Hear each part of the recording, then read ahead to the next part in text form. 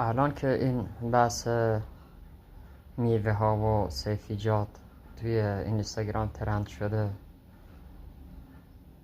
پیاز داره خیانت میکنه، هلو خیانت میکنه، بادمجون خیانت میکنه. میخواستم بگم تا حالا فکر کردین بادمجون مثلا سیاه و سفیده، هویج مثلا هویج داریم، یه چیز دیگه هم هست مثل هویج که بهش میگن نرگسی اما زرد رنگه. یا انواع اقسام پرتقال ها رو داریم، انواع اقسام لوبیا، حالا لوبیا چیتی، لوبیا قرمز و این کثافت گوجه فرنگی هیچ رنگی نیست، فقط همین قرمزه.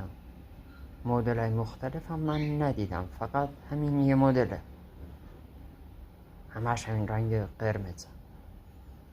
حالا مثلا پرتقال تو قرمز بهش میگن. ولی این گنجه کثافت فکر کنم این یکی ترنس باشه.